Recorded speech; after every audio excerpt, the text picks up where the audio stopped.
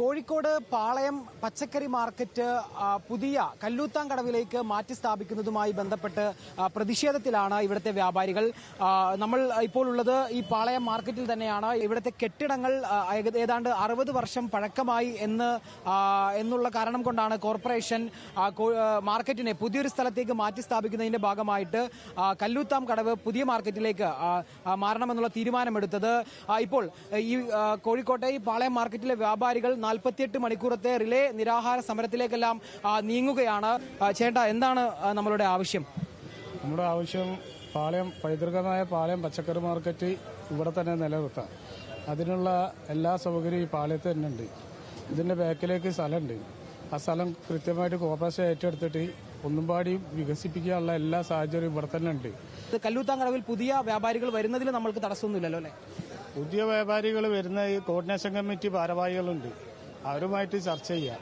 കാരണം മറ്റുള്ള കാര്യങ്ങളിലേക്കൊന്നും കടക്കില്ല.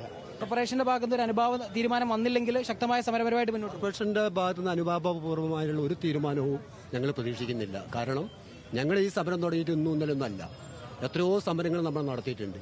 പക്ഷെ നാളിതുവരെ ഈ സമരത്തിൽ പങ്കാളിത്തം വഹിക്കുന്ന ഒരു സമരം ഭടന്മാരെ ആരെയും, ഒരു വ്യാപാരികളാവട്ടെ തൊഴിലാളികളാവട്ടെ, ഇവരാരെയും ഇന്നേ വരെ ഒരു ചർച്ചയ്ക്ക് പോലും കോർപ്പറേഷൻ ക്ഷണിച്ചിട്ടില്ല. അതായത് ഇവർ പറയുന്നതനുസരിച്ച് പാളയം മാർക്കറ്റ് എന്ന് പറയുന്നത് നഗരത്തിന്റെ ഒരു കേന്ദ്ര മധ്യഭാഗത്ത് തന്നെയാണ്.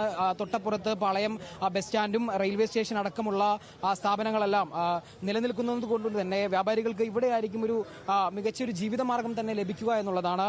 ഇവർ മറ്റൊരിടത്തേക്ക് മാറാൻ തയ്യാറല്ല എന്നുള്ളതാണ്. എന്തായാലും വിവിധ ട്രേഡ് യൂണിയനുകളുടെ നേതൃത്വത്തിലെല്ലാം ഇവർക്ക് ഐക്യദാർഢ്യവുമായി സമരം തുടരുകയാണ്. വ്യാപാരികൾ റിലേ സമരമായിട്ടാണ് മുന്നോട്ട് പോകുന്നത്. ഇത് കോർപ്പറേഷന്റെ ഭാഗത്ത് നിന്ന് ഒരു അനുഭാവ തീരുമാനമുണ്ടാകുമെന്ന് അവർ പ്രതീക്ഷിക്കുന്നില്ല എന്ന് പറയുന്നു. അങ്ങനെയാണെങ്കിൽ തീർച്ചയായിട്ടും വരും ദിവസങ്ങളിൽ ശക്തമായ സമരവുമായിട്ട് മുൻപോട്ട് പോകാനാണ് വ്യാപാരികളുടെ തീരുമാനം. കോഴിക്കോട് പാളയത്ത് നിന്നും ക്യാമറ പേഴ്സൺ അതീന്ദർ ജിത്തുവിനൊപ്പം എം മുബാറക്, ന്യൂസ് മലയാളം.